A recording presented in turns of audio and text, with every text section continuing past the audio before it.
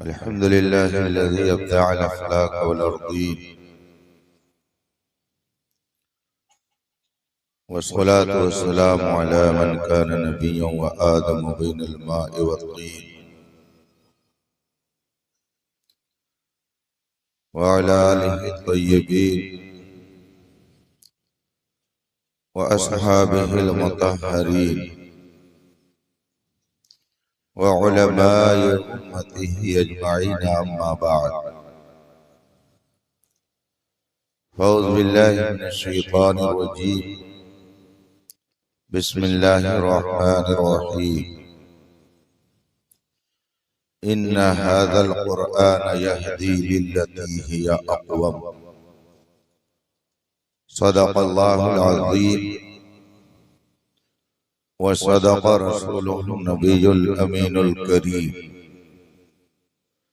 ونحن على ذلك لمن الشاهدين والشاكرين والحمد لله رب العالمين।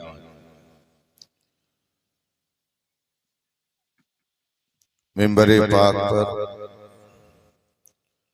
जलवा फरमा उलमाए किराम, तलबे उलूम नबूवत,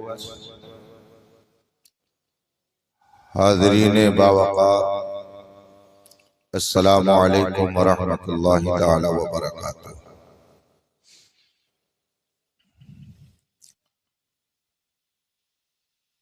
हज़रात,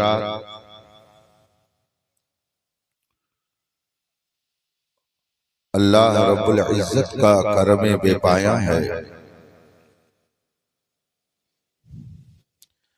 कि उसने आप सबको इस पाकीज़ा बज़्म में शिरकत की तौफीक बख्शी और आप लोग अपनी नींद और अपना आराम तज कर इस पाकीज़ा बज़्म में हाजिर हैं।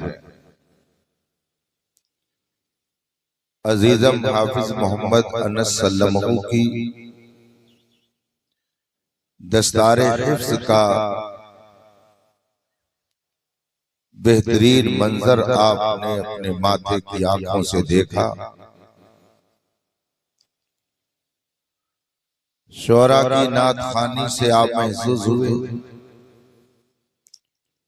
और अजीज़ मुकर्रम मौलाना हाफिज कारी मुफ्ती मोहम्मद शमसुल कमर ज़ीदा मजदहू काज़ी शरा का खिताब भी आपने सुना। अभी मेरे बाद भी आपको बहुत कुछ सुनना है। थोड़ी देर के लिए मैं आपके बीच में हूं।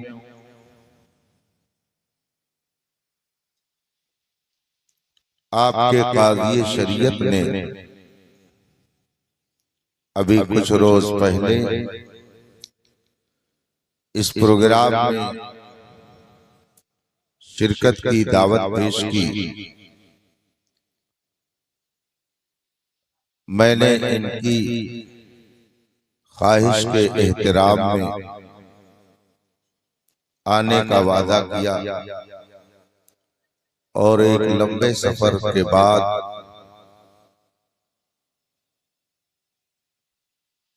इनके इरशाद की तामील में मौजूद हो गया और अभी फिर सफर पर ही निकलना है। आज की ये शिरकत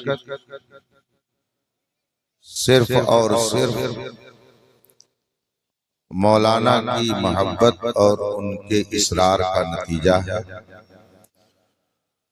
वरना जिस्म इसका मुतहम्मिल नहीं था कि इस वक्त खिताब के लिए आपके दरमियान में आ पाता। काबिल मुबारकबाद है हाफिज साहब के घर के तमाम लोग, उनके अहले खाना, उनके दोस्त अहबाब, उनके अजीजो अकारिब, कि उन सब ने हिफ्ज़े कुरान की तकमील के मौके पर उनकी खुशियों में शिरकत की और उनके सर पर दस्तार बंदी का रूह परवर मंजर उन्होंने देखा। अल्लाह तबारक व तआला कुरान करीम की बरकतों से हम सबको माला माल फरमाए।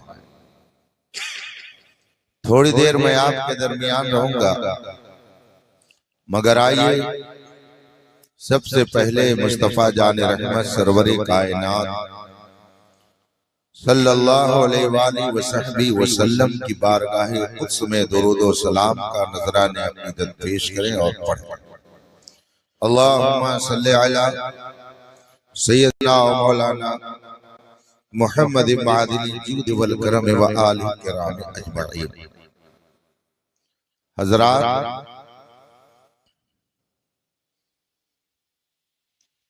इंसान को अल्लाह तबारक व तआला ने दो चीजों से बनाया है। इंसान दो चीजों का मजमुआ है। एक को जिस्म कहा जाता है और दूसरी चीज को रूह कहा जाता है। जिस्म और रूह से मिलकर इंसान बना हुआ है। इन दोनों के दरमियान जब तक इत्तेहाद रहता है, इंसान जिंदा रहता है, और अगर इन दोनों में इख्तिलाफ हो जाए, एक दूसरे से जुदाई हो जाए, तो फिर इंसान मौत के घाट पहुंच जाता है। हुजूर हाफिज मिल्लत, थोड़ी देर आप लोग रुक जाइए भैया, मुझे बोल लेने दीजिए, फिर डिस्टर्ब कीजिएगा। हुजूर हाफिज मिल्लत नव्वरल्लाहु मरक़दहू फरमाते थे कि इत्तेहाद जिंदगी है, इख्तिलाफ मौत है।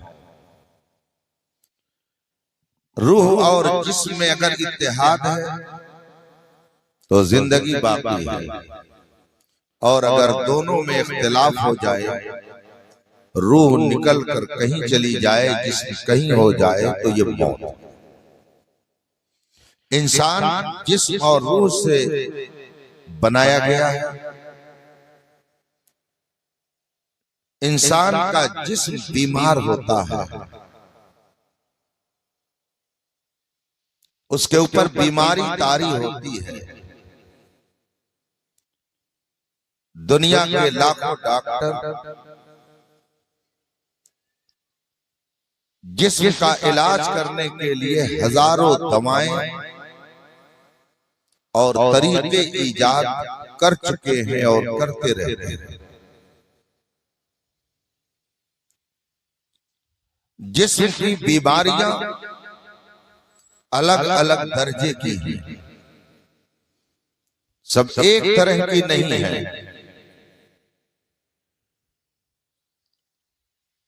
जुकाम, बुखार,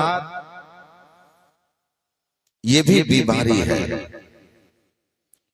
लेकिन टीबी और कैंसर ये भयंकर बीमारी। ये बीमारियां जिस्म पर तारी होती हैं। जिस तरह से जिस्म बीमार होता है, ऐसे ही इंसान की रूह भी बीमार होती है। जिस्म की बीमारियों का एक लंबा सिलसिला है, लेकिन उन बीमारियों में कोई बहुत खतरनाक है, कोई बिल्कुल खतरनाक नहीं है, कोई जानलेवा है। इस दौर की सबसे खतरनाक बीमारी को कैंसर कहा जाता है, एड्स कहा जाता है। ये रूहानी बीमारियां नहीं है, ये जिस्मानी बीमारियां। जिस्म बीमार होता है उसके लिए हजारों दवाएं, जिस्म की तरह से इंसान की रूह भी बीमार होती है और उसकी बीमारियों के भी दर्जे अलग अलग हैं। कोई मामूली बीमारी है, कोई उससे बड़ी, कोई उससे बड़ी।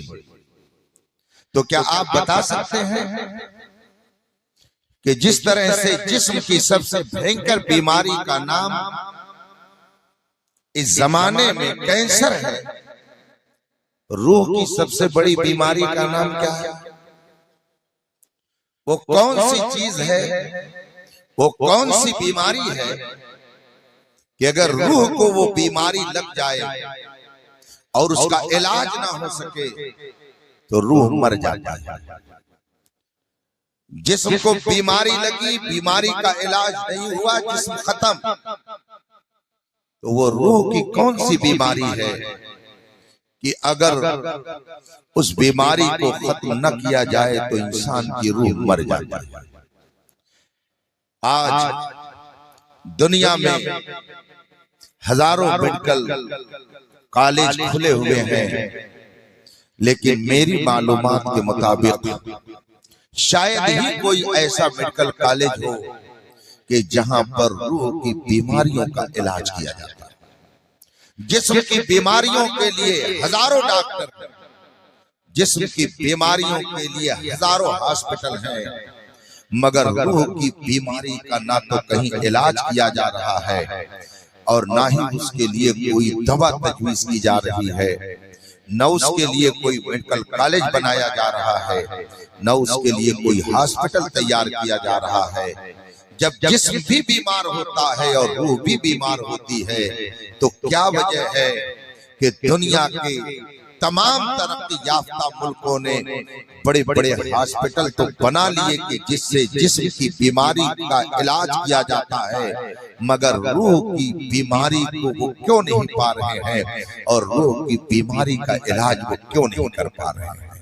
आज हजारों तरक्की के बावजूद आप बताइए कि मुआशरा बर्बादी की तरफ जा रहा है या अच्छाई की तरफ जा रहा है? जब इलाज होता है तो जिस्म अच्छाई की तरफ जाता है। एक जिस्म है और वो कमजोर हो रहा था, जिस्म लागर हो रहा था, आदमी दुबला पतला हो रहा था। डॉक्टर ने इलाज किया, चलने के काबिल हो गया। डॉक्टर ने इलाज किया, वो सही हो गया। डॉक्टर ने इलाज किया, वो चलने फिरने लगा, सही हो गया। लेकिन क्या वजह है कि मर्ज बढ़ता गया, जो दवा हुई। आज मुआशरे के अंदर, समाज और सोसाइटी के अंदर क्या वजह है कि तबाही और बर्बादी ज्यादा फैल रही है? हजार तरक्कियों के बावजूद कोई मुआशरा पुरसुकून जिंदगी नहीं गुजार रहा है। आखिर इसकी क्या वजह है? क्यों आखिर पढ़ा लिखा होने के बावजूद बच्चों को यतीम करने में फख्र महसूस कर रहा है? पढ़ने लिखने के बावजूद क्यों जुल्म और सितम करने में फख्र महसूस कर रहा है? पढ़ा लिखा होने के बावजूद क्यों वो गलाज़तें खाने में फख्र महसूस कर रहा है?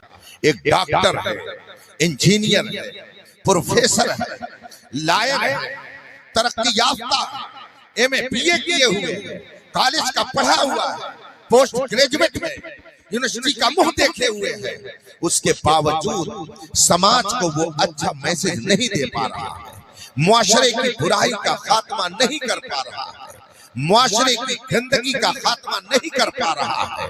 तरक्की करता है तो सोचता है मैं कौन सी ऐसी मिसाइल बना दूं कि कौम को बैक वक्त तबाह कर दिया जाए। वो तरक्की करता है तो ये सोचता है मैं कौन सा ऐसा असलहा तैयार कर दूं कि मिनटों सेकंडों में पूरी आबादी को तबाह बर्बाद कर दूं। मुझे बताया जाए इल्म इंसान की जिंदगी की तामीर और तरक्की के काम आता है या इंसानियत को बर्बाद करने के काम आता है।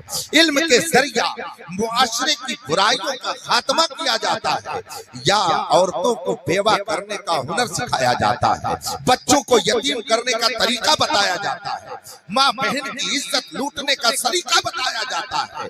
बताइए इल्म किस काम में आता है? इल्म का फायदा क्या है? इल्म का नतीजा क्या होता है? इल्म आदमी क्यों हासिल करता है? क्या इसलिए कि इंसानियत को तबाह कर दिया जाए? क्या इसलिए कि उसके जरिया हम बुराइयां बर्पा करें और मिनटों सेकंडों में आबादियों को तबाह बर्बाद कर दें? क्या इल्म इसलिए हासिल किया जाता है? मुझे बताया जाए कि अगर जिस्म की बीमारियों को दूर करने के लिए हजारों हॉस्पिटल तैयार, लाखों डॉक्टर मौजूद हैं, तो रूह की बीमारी क्या है और उन बीमारियों में सबसे भयंकर बीमारी क्या है और उस बीमारी का इलाज क्या है और कौन वो डॉक्टर है कि जो उस बीमारी का नुस्खा अता करता है और वो कौन सा हॉस्पिटल है कि जिसमें इन बीमारियों का इलाज किया जाता है? ऐ दुनिया के तरक्की याफ्ता मुमालिक और ऐ डॉक्टरों, ऐ इंजीनियरों, तुम बताओ कि आखिर रूह अगर बीमार हो जाए तो उसका इलाज कहाँ होगा? और रूह की वो बीमारी कौन सी है कि जो सारी बीमारियों की जड़ है, किसकी वजह से दूसरी बीमारियां जन्म लेती हैं? लाओ डॉक्टरों को, लाओ बड़े बड़े प्रोफेसरों को, मेडिकल कॉलेज के पढ़ाने वालों को, लेकिन शायद वो रूह की बीमारी का इलाज न कर सके, रूह की बीमारी न बता सके, इसलिए कि उन्होंने जिस्म को तो सही करने का तरीका सीखा मगर रूह कैसे सही होती है उन्होंने ये सीखा ही नहीं, इसलिए कि उनके अंदर रूहानियत की कोई तालीम ही नहीं है। एक मेरे मुस्तफा की जात है जिसने मक्के मुकर्रमा में जन्म लिया तो जितनी रूह पाकीज़गी के बजाय गंदगी में मुलव्विस थी, मुस्तफा ने एक नुस्खे कीमिया उनको कुरान की शक्ल में दिया, जिसका नतीजा यह हुआ कि खुद न थे जो राह पर औरों के हादी बन गए। क्या नजर थी जिसने मुर्दों को मसीहा। सुभान अल्लाह, सुभान अल्लाह। नारे तकबीर, नारे रिसालत, जश्न ईद मिलादुन नबी, उलमाए अहले सुन्नत। बड़ी आसानी से ये तो कह दिया जाता है कि इंसानियत खत्म हो गई है, मगर मुझे बताया ये इंसानियत मिलेगी कहाँ पर? ये इंसानियत कहाँ पर है? ये कोई डिब्बे में बंद है, कोई ज्वेलर्स की दुकान पर मिलेगी, किसी कपड़े की दुकान पर मिलेगी, किसी ऐवान सियासत में मिलेगी? ये है कहाँ इंसानियत कि जिसको आप जाकर के खरीद लाएं? मैं पूरे एतमाद से कहता हूं कि ये इंसानियत सिर्फ और सिर्फ मुस्तफा जान रहमत की बारगाह में मिलेगी। ये इंसानियत सिर्फ रसूल करीम के कदमों में मिलेगी। हम पूरी तारीख इंसानियत को देखते हैं।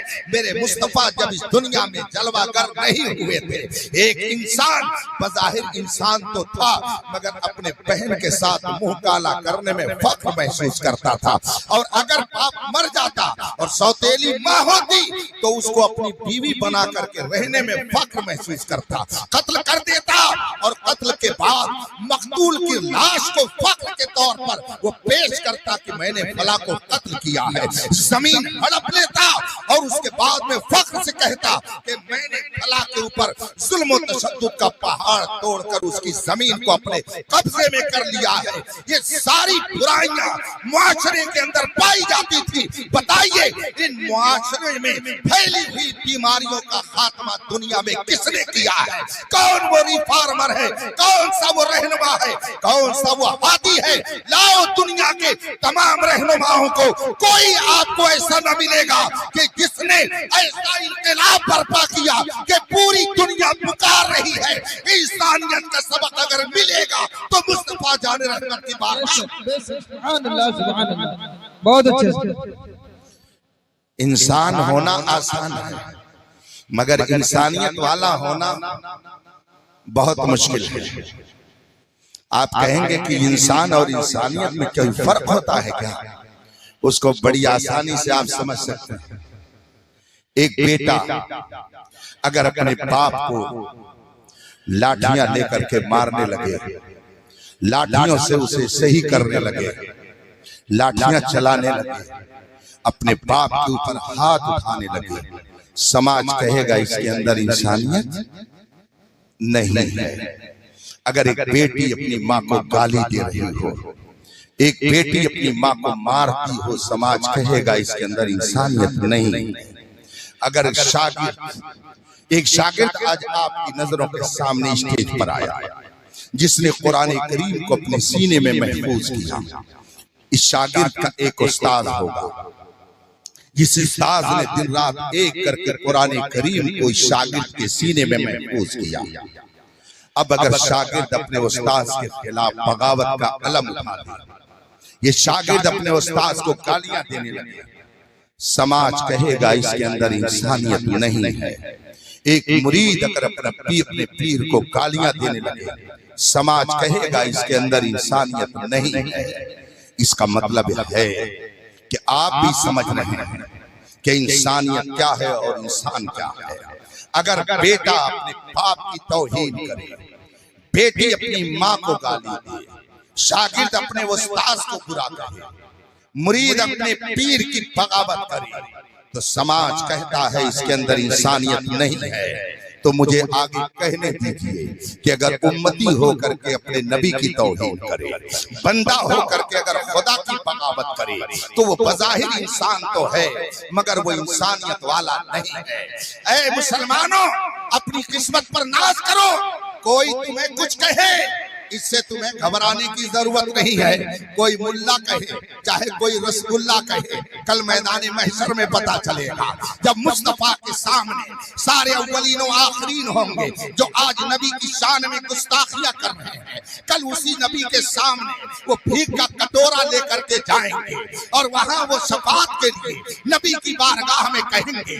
अल्लाह उनसे पूछेगा, ये बताओ मेरे महबूब ने तो तुमको बताया था कि मेरा किसी को शरीक न ठहराना, तुम कुफ्र और शिर्क न करना, आखिर तुमने कुफ्र और शिर्क क्यों किया?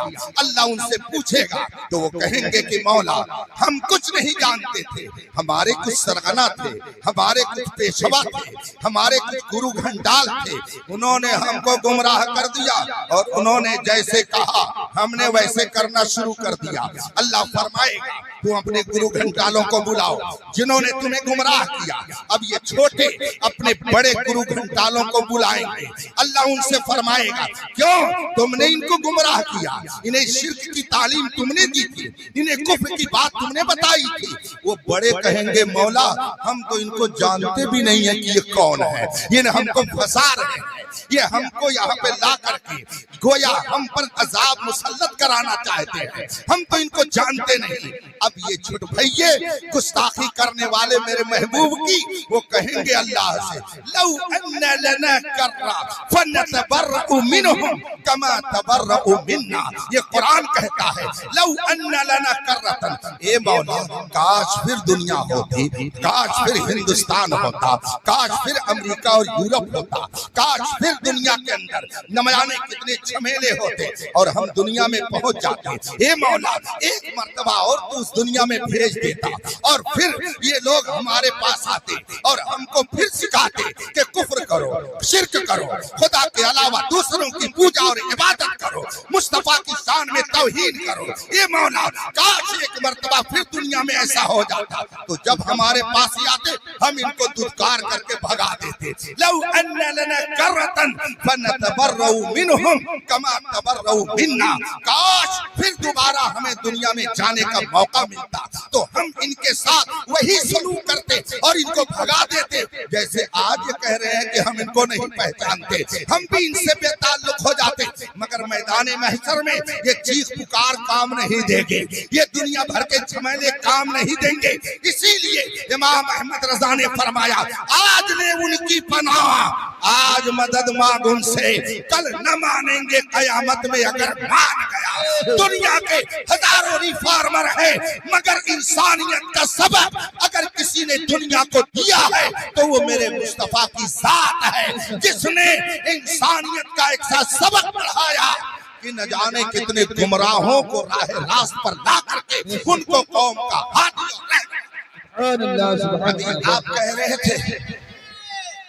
अभी आप कह रहे थे अबू बकर गली गली नगर नगर, अभी आपने नारा लगाया ये अबू बकर आखिर क्यों गली गली, ये क्यों नगर नगर है? ये क्यों सिद्दीक़ अकबर है, इनका मकाम क्यों सबसे ज्यादा बुलंद है, इनका रुतबा क्यों आसमान से भी ज्यादा बुलंदियों वाला है।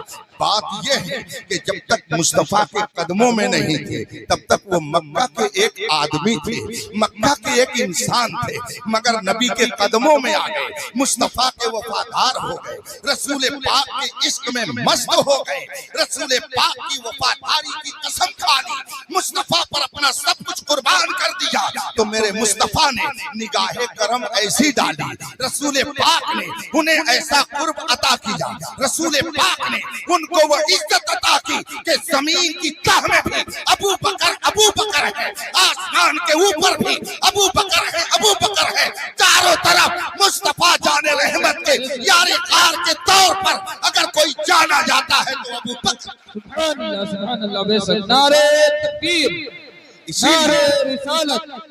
डॉक्टर इकबाल ने तर्जमानी करते हुए कहा था कि मोहम्मद से वफा तूने तो हम तेरे हैं, ये जहां चीज है क्या लौहो कलम, इन्ना हाज़ल कुरआन यहदी लिल्लती हिय अक़वम।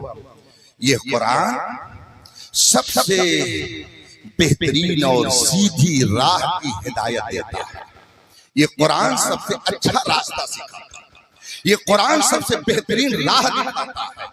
मैं ये अर्ज कर रहा था कि जिस्म की हजारों बीमारियों का इलाज, मगर रूह की सबसे भयंकर बीमारी का नाम क्या है?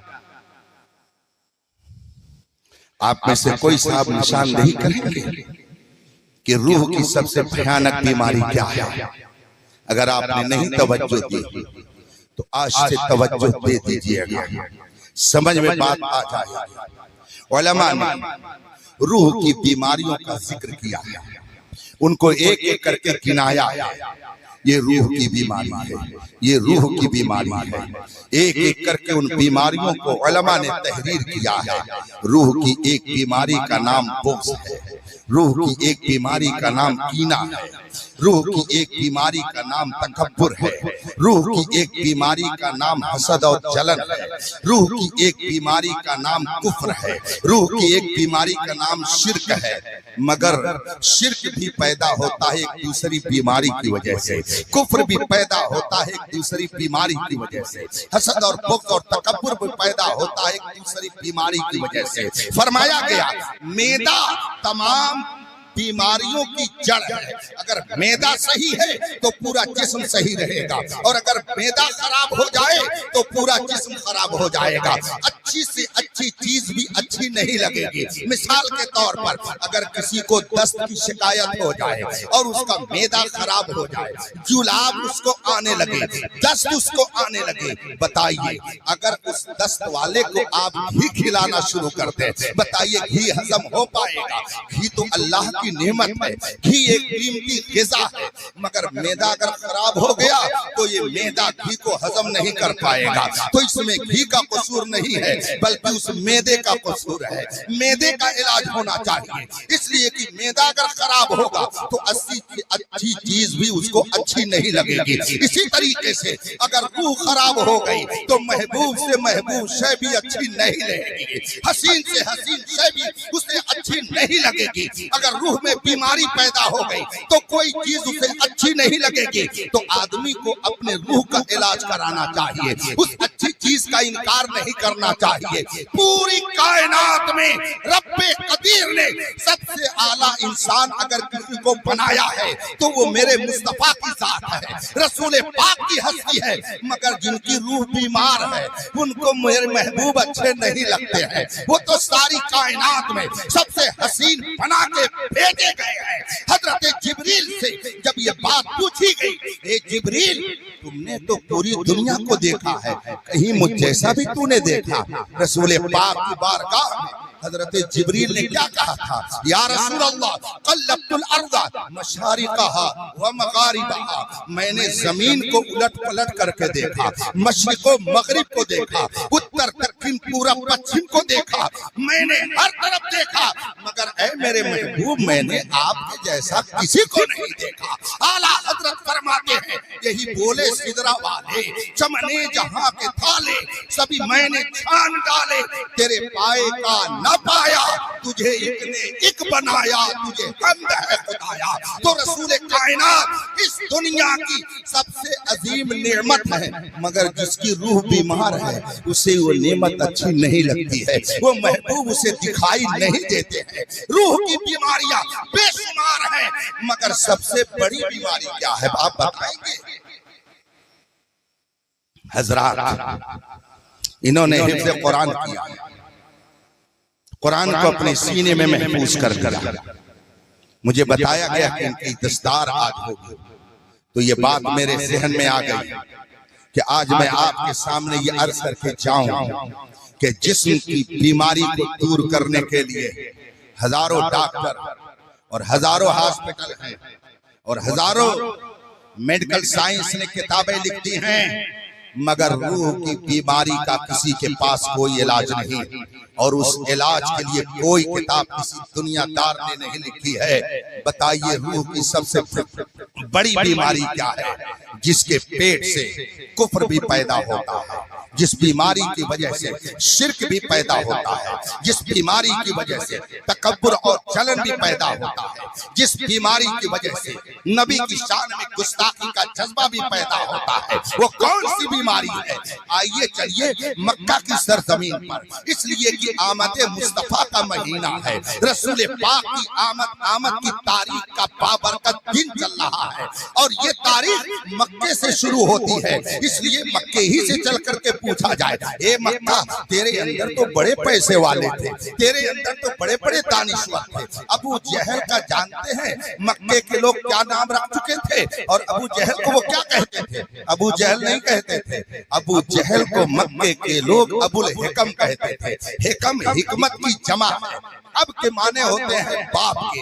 अबुल हिकम का मतलब हुआ हिकमतों का बाप, यानी अबू जहल बहुत बड़ा दानिश्वर था, बहुत अक्लमंद था, अपनी कौम का सरपंच था, और कोई मसला होता अबू जहल के सामने लाया जाता, वो चुटकियों में उसको हल कर दिया करता था। वो दानिश्वर था, वो अपनी कौम का सरपंच था, वो अपनी कौम का आली दिमाग था। ये अबू जहल का हाल था। और अबू लहब जानते हैं कैसा था? बहुत हुस्न वाला था। अबू लहब का नाम बताएंगे क्या था?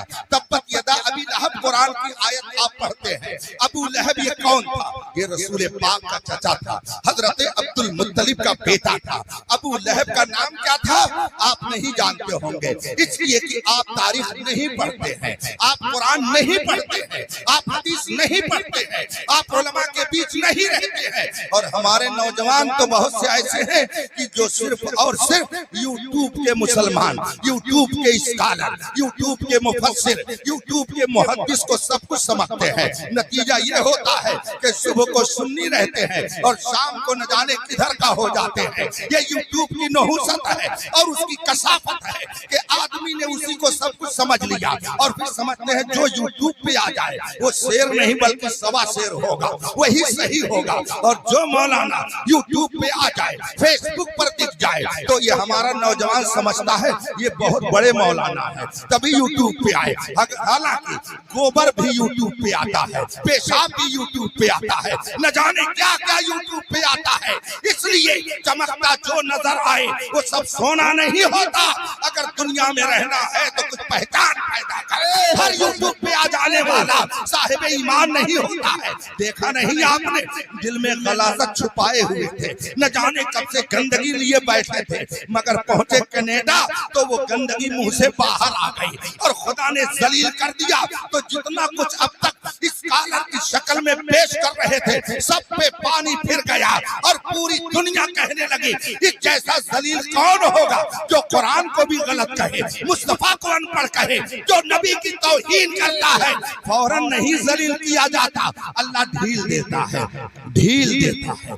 हमारे उस्ताद गिरामी अल्लामा अब्दुल्ला अजीजी रहमतुल्लाह तआला अलैह, जिन्हें शेखुल कुरान कहा जाता है, बड़ी सी इल्म शख्सियत थी। अल जामिअतुल इस्लामिया रौनाही में एक जमाने तक उन्होंने दर्स दिया। और मेरे दूसरे उस्ताद गिरामी इमामुल उलमा हुजूर मुफ्ती शब्बीर हसन रज़वी रहमतुल्लाह ताला अलैह, जिनके पनघट से मैंने इल्म की प्यास बुझाई है, शेखुल कुरान अल्लामा अब्दुल्ला साहब इन्ना बत्श रब्बिका लशदीद आयत करीमा की तफसीर पढ़ा रहे थे, इसका मतलब बता रहे थे। और फिर समझाते समझाते वो कहते हैं, देखो मियां, अल्लाह ताला फौरन किसी को अपनी गिरफ्त में नहीं लेता है। और समझाते हुए उन्होंने कहा, देखो मामूली आदमी को अगर तुम कुछ कह दोगे तो फौरन वो जवाब दे देगा, लेकिन अगर किसी पढ़े लिखे को कुछ कहोगे तो फौरन वो जवाब नहीं देगा, वो मुनासिब मौका तलाश करेगा, फौरन वो जवाब के लिए नहीं आमादा हो जाएगा, बल्कि वक्त की तलाश रहेगी उसको। और फिर वो फरमाते हैं कि देखो, जैसे कोई मछली मारने के लिए जाता है तो जिसको हम लोग अपनी जबान में कटिया और डगन कहते हैं, हजरत समझाते थे कि जब आदमी कटिए में चारा डालकर डगन को पानी में डालता है तो ऊपर मछेरा एक टरंडा लगा देता है, छोटी सी लकड़ी लगा देता है।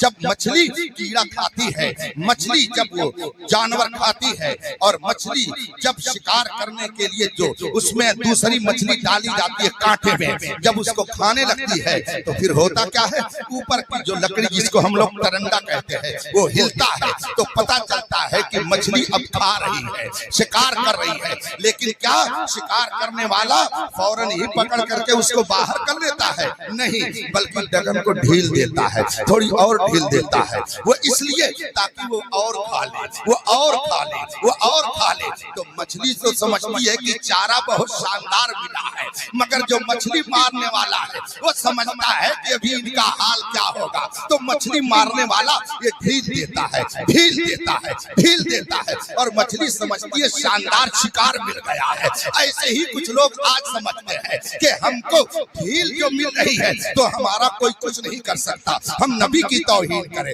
हम कुरान की तौहीन करें, हम खुदा की तौहीन करें, हम अहले इस्लाम की तौहीन करें, हमारा क्या होगा। लेकिन अगर उन्होंने कुरान की तालीम ली होती तो कभी ऐसा नजरिया न बनाते, इसलिए कि कुरान ने फरमाया है, वमा कान अल्लाहु लियुअज़्ज़िबहुम व अंत फीहिम। ऐ मेरे महबूब, पहले की उम्मतों ने अपने नबी की तौहीन की तो हमने किसी पर आग बरसा दिया, किसी पे पत्थर बरसा दिया, किसी पर हमने पहाड़ डाल दिया, किसी को दरिया में गर्क कर दिया। मगर ऐ मेरे महबूब, तू मेरा बहुत प्यारा है, मेरा महबूब है, मैंने तुझे अपना महबूब बनाया है, और मेरा वादा है जब तक तू जलवा कर रहेगा मैं किसी को आम अजाब में मुब्तला नहीं करूंगा। तो याद रखिए, अगर किसी को आज तौहीन नबी की बुनियाद पर ढील मिल रही है तो वो ये न समझे कि हम ढील में हैं, ये भी मेरे मुस्तफा का सदका है। इसीलिए इमाम अहमद रजा ने फरमाया है, नजदी उसने तुझको मोहलत दी कि इस आलम में है काफिरों मुर्तद पे भी रहमत रसूलुल्लाह की। तो अगर कोई आज ढील पा रहा है तो ये भी मेरे नबी का। बात समझ में आ रही है ना? अबू लहब का नाम क्या बताया? नहीं मालूम। तब क्या बात? शाहजहांपुर मोहल्ला तो फैजाबाद शहर का मोहल्ला है, ये कोई देहात तो है नहीं। हम लोग देहात में रहते हैं, जमदा शाही एक देहात है, तो हम लोग तो देहाती ठहरे, आप लोग शहरी हो। शहर वालों का दिमाग देहातियों के सिलसिले में बहुत कुछ अलग होता है, वो समझते हैं सब तो देहाती है, ये रिजेक्टेड माल है। गवर्नमेंट भी शहर में 24 घंटे अगर लाइट देगी तो देहात में 12 घंटे देगी, हफ्ते में 12 घंटे, दिन में 12 घंटे, रात में, वो भी बैकवर्ड ही समझती है। तो आप लोग तो बहुत होशियार हैं। बताइए अबू लहब का नाम क्या था? नहीं मालूम।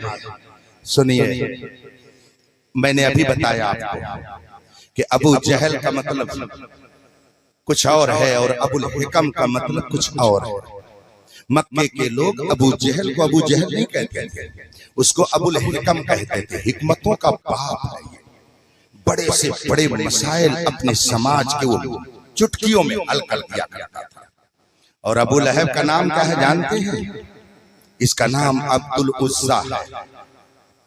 नाम इसका अब्दुल उज़्ज़ा हजरत अब्दुल मुत्तलिब का बेटा है, हुजूर सल्लल्लाहु अलैहि वसल्लम का चचा था। इसको अबू लहब क्यों कहते हैं? अभी मैंने बताया अब का माना बाप होता है, अरबी में अब का माना वाला भी होता है।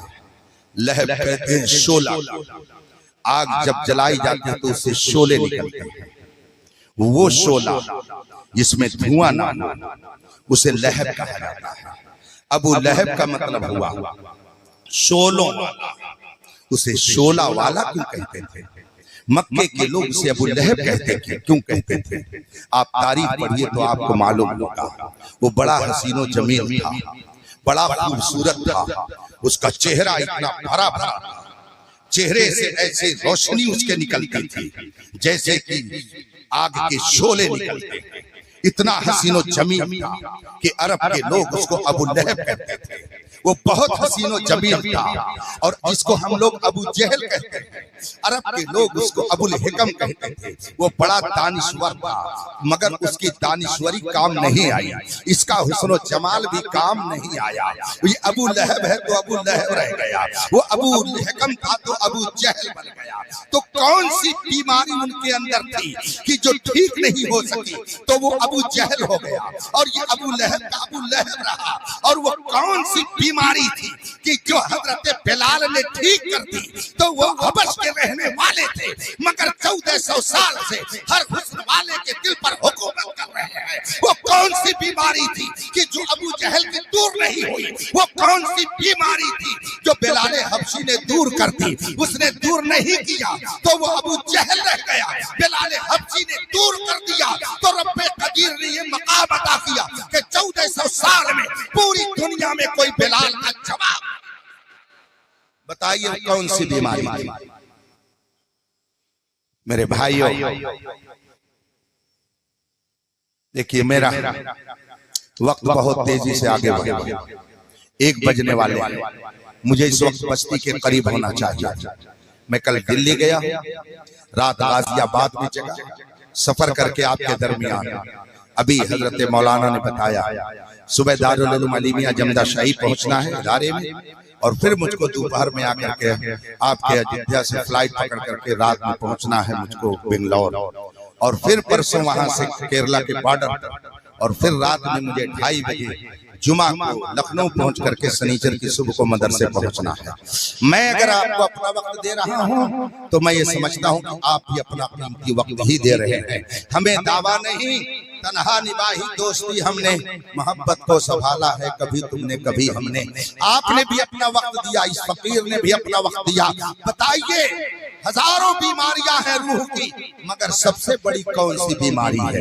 वो कौन सी भयंकर बीमारी है कि अगर वो बीमारी तो उससे दूसरी बीमारी कुफ्र की पैदा होगी, तीसरी बीमारी शिर्क की पैदा होगी, चौथी बीमारी गुस्ताखी रसूल की पैदा होगी, पांचवी बीमारी हसद और जलन की पैदा होगी, छठी बीमारी गुरूर और तकब्बुर की पैदा होगी। वो कौन सी बीमारी है? आइए मक्के की तरफ चले। मैंने गुफ्तगू वहीं से शुरू की थी। मक्के की सरजमीन पर चलिए, बड़े से बड़े दानिश्वर पाए जाते थे, बड़े से बड़े खूबसूरत पाए जाते थे। अबू लहब का मैंने इसीलिए जिक्र कर दिया कि वो बड़ा हसीनो जमील था। अबू जहल का मैंने इसीलिए जिक्र कर दिया कि वो अपनी कौम में दानिश्वर माना जाता था, मगर जो उनके अंदर रूह की बीमारी थी, उस बीमारी को उन्होंने ठीक नहीं किया। और उस बीमारी के लिए जो इलाज करने वाला इस कायनात में मुआलिज और डॉक्टर के तौर पर आया था, उससे उन्होंने नुस्खा हासिल नहीं किया, उससे दवा नहीं ली, तो वो बीमार के बीमार ही रहे। वो कौन सी बीमारी है? आइए मक्का की सरजमीन पर चलते हैं। मेरे मुस्तफा ने जब मक्का के बीमार लोगों का इलाज करना शुरू किया और उनके सामने मेरे आका ने अपनी पाकीज़ा तालीम को रखा, तो किसी ने बुरा कहा, किसी ने गुस्ताखी की, किसी ने पत्थर फेंके, किसी ने आपको गालियां दी, किसी ने आपकी शान में तौहीन की। मेरे मुस्तफा क्या फरमाते थे? ये अल्लाह तू इन्हें हुस्न दे दे इसलिए कि इनके पास हुस्न नहीं है। ए अल्लाह तो इन्हें दौलत दे दे इसलिए कि इनके पास दौलत नहीं है। हुजूर क्या कहते थे जब मक्के के लोग बुरा कहते थे, मक्के के लोग नबी की तौहीन करते थे, मक्के के लोग नबी की गुस्ताखी करते थे, खुदा का शरीक ठहराते थे? मेरे मुस्तफा क्या कहते थे? थे, अल्लाहुम्मा इहदि कौमी फइन्नहुम ला यअलमून, ए अल्लाह मेरी कौम को हिदायत दे इसलिए कि इनके पास इल्म नहीं है। इसका मतलब है आदमी अगर गुस्ताखी करता है तो जहालत की बुनियाद पर, कुफ्र अगर करता है तो जहालत की बुनियाद पर, शिर्क अगर करता है तो जहालत की बुनियाद पर, नबी की तौहीद करता है तो जहालत की बुनियाद पर। सारी बुराइयों में सबसे बड़ी रूहानी बीमारी का नाम क्या है? जहालत। क्या है? जहालत। ये बीमारी है, सबसे बड़ी बीमारी है। जो लोग मेरे नबी के बारे में तौहीन के जुमले इस्तेमाल करते हैं, जाहिर सी बात है कि उन्होंने नबी के मकाम को जाना ही नहीं। जब तक आपके पास इल्म नहीं होगा आप किसी की ताज़ीम नहीं कर सकते। उसको एक मिसाल से सुन लीजिए, फिर मैं अपनी गुफ्तगू खत्म करके आपसे रुखसत हो जाता हूँ। आप शहर में रहते हैं, आपके शहर में एक डीएम रहते हैं, आपके शहर में एक एसपी साहब रहते हैं। फर्ज कर लीजिए इतने लोग यहाँ बैठे हैं, डीएम साहब को कोई नहीं पहचानता हो, डीएम साहब को आप लोगों में से कोई नहीं जानता हो, और डीएम साहब अपने आम लिबास में आए और टहल करके चले गए। बताइए आप में से कोई उनके लिए उठेगा? कोई उनके लिए सोफा देगा? कोई उनके लिए कुर्सी का इंतजाम करेगा? कोई उनको चाय पिलाएगा? बोलिए, नहीं पिलाएगा। क्यों नहीं पिलाएगा? क्यों नहीं कुर्सी देगा? क्यों नहीं उनके लिए खड़ा होगा? इसलिए कि वो पहचानते ही नहीं है। आपको इल्म ही नहीं है कि ये कौन आ रहा है। लेकिन अगर आप सब लोगों ने डीएम साहब को देखा हो, चौक में देखा हो, ईदगाह के पास देखा हो, टाटसा मस्जिद के पास देखा हो, अब डीएम साहब आ रहे हैं, आपने जो ही देखा, अरे डीएम साहब आ रहे हैं, जाओ जल्दी लाओ सोफा लाओ, जल्दी से कुर्सी लाओ, जल्दी से चाय लाओ, जल्दी से पानी लाओ, अरे खड़े हो जाओ डीएम साहब आ रहे हैं। तो जब तक आपने डीएम साहब को जाना नहीं था, आपने उनकी ताज़ीम नहीं की थी, लेकिन जब आप जानने लगे तो आप उनकी ताज़ीम करने लगे। इसका मतलब है कि किसी की ताज़ीम उसी वक्त आदमी करता है जब उसके बारे में इल्म होगा। अगर पहचान नहीं होगी, अगर इल्म नहीं होगा तो आदमी उसकी ताज़ीम भी नहीं कर सकता है। आज जो मेरे मुस्तफा की तौहीन कर रहे हैं, इसका मतलब है कि वो जहालत की बीमारी में मुब्तला है। दुआ कीजिए रब्बे कदीर उन्हें हिदायत के सरचश्मे से करी। बात समझ में आ रही कि नहीं आ रही है? तो आप लोग अपने आप को खुशनसीब समझिए। कोई आपको जाहिल कहता रहे, आपकी क्या बात है? ये अजब दुनिया है। मदारिस इस्लामिया से जो लोग फारिग होते हैं उनको कुछ लोग पढ़ा लिखा मानते ही नहीं। जब तक कि एमए ना हो, बीए ना हो, बीटेक ना हो, फला ना हो, ठेका ना हो, ये पढ़े लिखे है ही नहीं है। ठीक है, आप हमको कुछ भी कह लीजिए, हमारे ऊपर इससे कोई फर्क नहीं पड़ता है। सर पर हवाए जुल्म चले, सौ जतन के साथ अपनी कुलाह कज है उसी पाकपन के साथ। याद रखिए ये दुनिया चंद रोजा जिंदगी है। अगर आपको कोई पप्पियां कस रहा है, अगर आपका कोई मजाक उड़ा रहा है, आपकी शान में कोई तौहीन कर रहा है, तो ये मत समझिए कि जिसका आप कलमा पढ़ते हैं वो सुन नहीं रहा है, जिस नबी का आप कलमा पढ़ते हैं वो देख नहीं रहा है। अगर कोई आप पर जुल्म करे तो आप उस नबी की दुहाई दे करके कहें, या रसूल अल्लाह, हर जफा हर सितम गवारा है, इतना कह दे कि ये हमारा है। अगर मुस्तफा ने हमें अपना बना लिया तो दुनिया में हम हमेशा रहने के लिए नहीं आए हैं। एक दिन तो ये जिंदगी जाएगी, मगर कितनी खुशनसीब वो जिंदगी है कि जो नबी के कदमों में जाए, नबी की वफादारी में जाए, मुस्तफा की गुलामी में जाए। इसलिए कि जो जिंदगी मुस्तफा की गुलामी में दुनिया से जाएगी तो कब्र में जाने के बाद होगा क्या? आला हजरत फरमाते हैं, कब्र में लहराएंगे ताहसर चश्मे नूर के, जलवा फरमा होगी जब तलात। इसीलिए उन्हें जाना, उन्हें माना, न रखा लिल्लाहिल हम्द में दुनिया से। कुरान सबसे बेहतरीन रास्ते की हिदायत देता है। मिसाल से समझिए, ये पीछे फूलों की लड़ी लगी हुई है, आप तस्वीर में चले जाइए, एक लकीर बीच में हो, एक खत बीच में खींचा जाए और दूसरा खत उसके बगल में, एक दाहिने से एक बाएं से खत को खींचते चले जाइए ऊपर से नीचे तक। बताइए सीधा कौन होगा? जो बीच में होगा, और जो बीच में होगा वही सीधा होगा। एक खत ऐसे सीधे खींचिए और वो दूसरा खत, दूसरी लकीर ऐसे खींचिए, ऊपर से नीचे ले आइए, इधर से ले आइए, इधर से ले आइए। ये टेढ़ी मेढ़ी लकीरें हो जाएंगी और जो बीच में होगी वो सीधी होगी। जो सीधी है वो बीच में है और जो बीच में है वो सीधी है। समझ रहे हैं ना? बीच वाली ही सीधी है और जो सीधी है वही दाएं बाएं टेढ़ी हो गई, वो सीधी। कुरान कहता है तुम मुझे क्या जानो, मैं तुमको सीधी राह दिखाता हूं, सिराते मुस्तकीम पर चलाता हूं। आप बताइए, आप मुझे बताइए, अगर आपने मेरे मुस्तफा का कलमा ना पढ़ा होता, अगर रसूल पाक की गुलामी का पट्टा आपके गले में ना होता, तो आप भी सांप खाते कि नहीं खाते, मेढक खाते कि नहीं खाते, कछुआ खाते कि नहीं खाते, खिंजीर खाते कि नहीं खाते। अब आगे आप समझते चले जाइए क्या क्या खाते।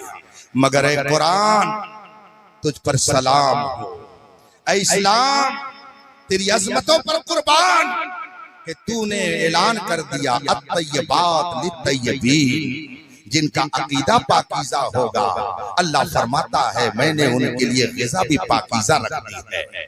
जिनका दिमाग पाकीज़ा होगा उनकी ग़िज़ा भी पाकीज़ा होगी, जिनका अकीदा पाकीज़ा होगा उनके लिए जन्नत का ठिकाना भी पाकीज़ा होगा, जिनका अकीदा पाकीज़ा होगा उनको दुनिया में रहने के लिए तरीका भी पाकीज़ा दिया जाएगा। मैं नाम नहीं लूंगा, मगर आज से तकरीबन 20 साल पहले की बात है, मैं एक सवारी पे सफर कर रहा था, आगे की सीट पे बैठा हुआ था। इत्तेफाक से एक साहब, लगता है कि वो कई हफ्ते से गुस्ल न किए हो, आकर के मेरे बगल में बैठ गए और गर्मी का महीना था। इत्तेफाक से उन्होंने हाथ ऊपर करके ऊपर कोई चीज पकड़ ली ताकि वो सहारा बना रहे।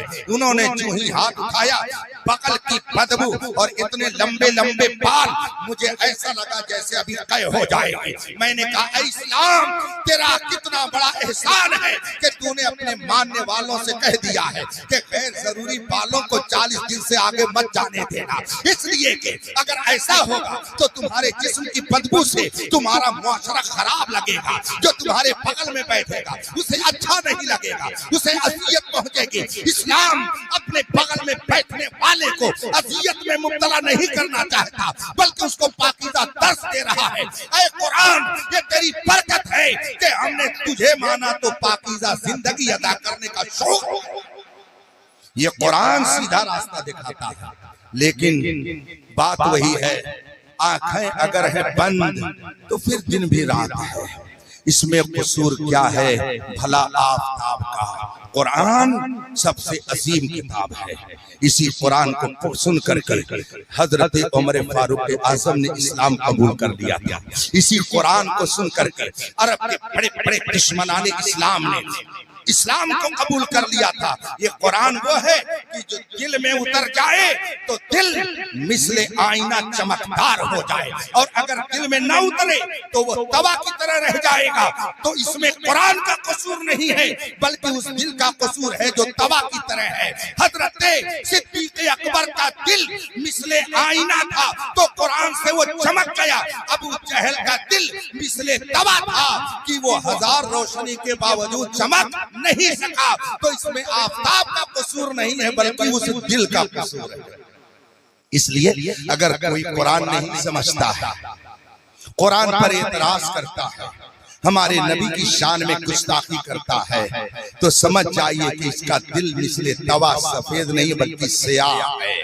इसके लिए दुआ कीजिए कि रब इसके दिल को सफेद कर दे, इसे भी चमका दे। आला हजरत ने फरमाया है, या रसूल अल्लाह, चमक तुझसे पाते हैं सब पाने वाले, मेरा दिल भी चमका दे। तो बताइए रसूल पाक ने आप लोगों के दिल को चमकाया कि नहीं चमकाया? चमकाया है, तभी तो ये गली चमक रही है, तभी तो ये मजलिस चमक रही है। अभी इस इलाके में क्या हुआ मुझे नहीं मालूम, लेकिन हमारे बस्ती संत कबीर नगर में 4-5 रोज पहले मूसलाधार बारिश हुई, मगर ये बारिश 4-6 हफ्ते के बाद हुई। वो 4-6 हफ्ता जो बारिश नहीं हुई, धूप तेज, खेतियां सूखने लगी, किसानों के चेहरे मुरझाने लगे, गर्मी से लोग परेशान। मगर 4 हफ्ते के बाद जो मूसलाधार बारिश हुई तो खेतियां लहलहा गई, लोगों के चेहरे चमक उठे, गर्मी का खात्मा हुआ। बताइए, लोगों ने खुशी महसूस की, नहीं महसूस की? अब अगर उस मौके पे कोई करेले की तरह मुंह बना ले तो इसका मतलब है कि उसे बारिश अच्छी, तो बारिश का कसूर नहीं है, करेले की तरह वो मुंह बनाने वाले का कसूर है। अगर 4 हफ्ते तक बारिश रहमत ना हो तो खेतियां सूख जाएं, लोग परेशान हो जाएं। हजरत ईसा अलैहिस्सलाम अल्लाह के नबी बनकर के जब तशरीफ लाए तो आपके बाद तकरीबन 500 साल तक कोई नबी नहीं आया। अगर 4 हफ्ते बारिश ना हो तो खेती सूख जाए, लोग परेशान हो जाए। अगर 500 साल तक अल्लाह की रहमत न बरसे तो इंसानियत की खेती का क्या हाल होगा, इंसानियत का क्या हाल हुआ होगा। खेती इंसानियत की सूख गई थी, जमीन मुर्दा हो गया था, कल्ब स्याह हो गया था, सख्ती में मिसले पत्थर हो गए थे। 500 साल तक ये जमीन बिलकती रही, तपिश ने इसको बिल्कुल सुखा करके बिल्कुल मिसले पत्थर कर दिया था। इंसानियत सिसक रही थी। रब्बे कदीर ने रहमतों की बारिश नहीं बल्कि सरापा रहमत बना करके मेरे मुस्तफा को भेजा। अब ये बताइए, अगर 4 हफ्ते के बाद बारिश हो जाए तो लोगों का चेहरा खुल उठे, अगर 500 साल के बाद सरापा रहमत दुनिया में आ जाए तो क्या हम करेले की तरह मुंह बनाएंगे? नहीं नहीं, बल्कि हम तो ये कहेंगे, निसार तेरी चहल पहल पर हजारों ईदें रबीउल अव्वल, सिवाय इब्लीस के जहां में सभी तो खुशियां मना रहे। वाह वाह, अल्हम्दुलिल्लाह रब्बिल आलमीन। अस्सलामु अलैकुम।